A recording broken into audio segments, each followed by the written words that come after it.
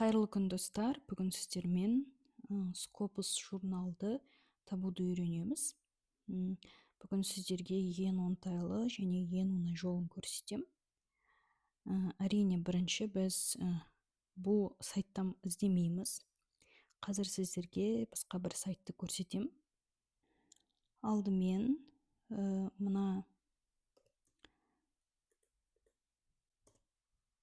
мына сайтты естеріңізде сақтап алыңыздар. Осы сайт арқылы сіздер Scopus журнал іздеп үйренесіздер. Мінекей, осындай сайт алдыңыздан шығады, есте сақтап алыңыздар. Сосын біз не істейміз? Егер ағылшын тілін дұрыс білмесеңіз, мына жерде перевод дегенді басып аударып алсаңыз болады.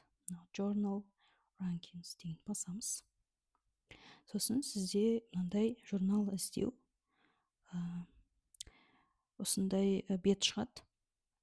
Сіз өзіңізге қажет зерттеу бағытын іздейсіз. Мысалы, мен әдебиеттануды оқимын, мен мынаны басам, маған осы керек. Сосын мына жерде түрлі осы бағытта түрлі журналдар шығады. Маған бұның бәрі керек емес.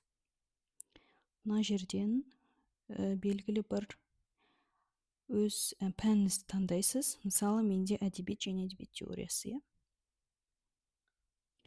Міне, әлемде барлық журналдар квартилмен, проценттермен бірге осы бетке шығады. Ең бірінші орында мінекей Ұлыбританиядан шығады екен. Квартил 1.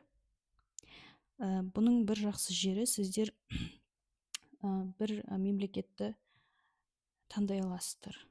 Мысалы, Азия, Еуропа, Латын Америкасы.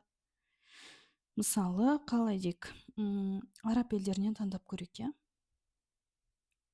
Мінекей, сіздің араб елдеріңізден мынадай журналдар тізімі шығады, осындай үлкен. Мысалы, квартил 4 дейді. Мына жерде 8 журнал шықты. Мысалы, мен қайсысын таңдағым келіп тұр. Біріншісін басып көрейік. Мына сайтта кішкене реклама бар, оған мән бермейміз. Квартил 1. Мына жерде қандай бағыттар бар, соны қарайсыздар. Сосын ары қарай жылжимыз. Мынадай 2017 жылдан бері шығып келе жатыр екен. Қараңыздар, мысалы, мен әдебиет теориясынан өте жақсы екен. 19 жылдан бастап квартил 1 екен. Бұл жерде қарасаңыздар, мінекей лингвистика және тіл, мәдени зерттеулер бар. Осы бағытта оқитындар осы журналға шығарса болады. Енді қалай шығамыз бұған? Мына жерде how to publish деп тұрады. Осыны басамыз, немесе home дегенді басамыз.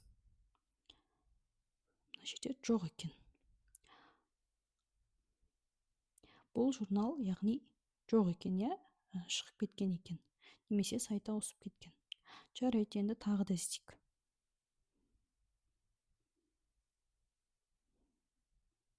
Мысалы, Алиф деген журналды іздейік. Алифта квартил 1, индексі 3 екен. Мына жерде home немесе how to publish басамыз. How to publish'ты сіз бірден журналдың сайтына түсесіз. Мына жерде бірден авторларға арналған нұсқаулық шығады, қай жерде қалай шығару керек.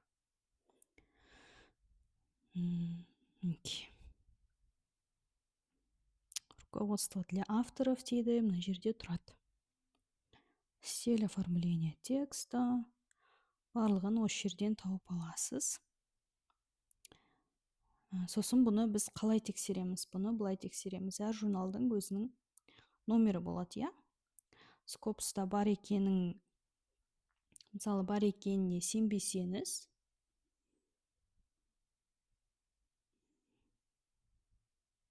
арнайы номерін теріп, немесе мынау Scopus.com деген сайтына кіріп, Алиф деп теріп көрейік.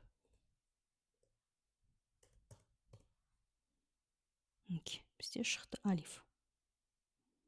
Скопуста бар екен.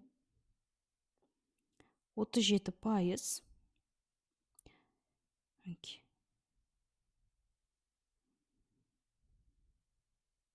Американ университетін Кайр 19 жылдан бастап шығады екен.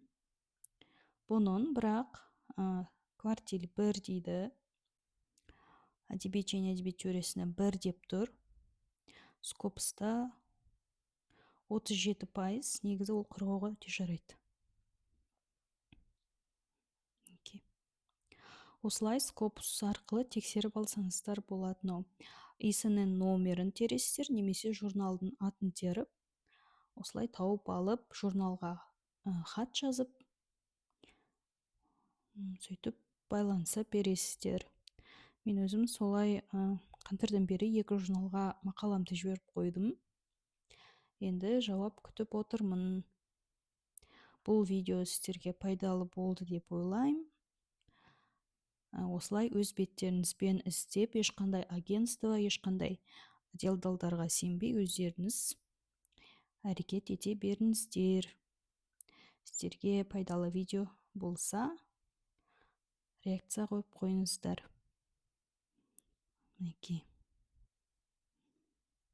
Мысалы, қай жерден іздейік? Араб елдерінен емес, Латын Америкасын іздеп көрейік. Бұл жерде көп екен, Латын Америкасы барлығында квартил 1. Мысалы, мынаны көрейік.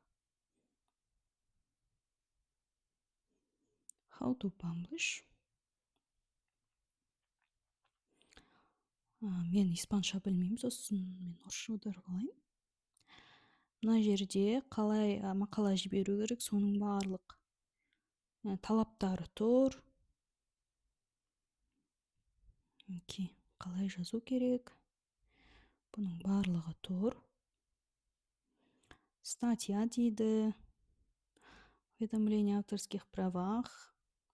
Міндетті түрде осындай сайттар болса, міндетті түрде бізге тіркелу керек. Зарегистрироваться дейміз. Оны мен сосын сіздерге бір көрсетейін. Әзірге осылай журнал іздеп, тауып үйрене беріңіздер. Рахмет, сау болыңыздар.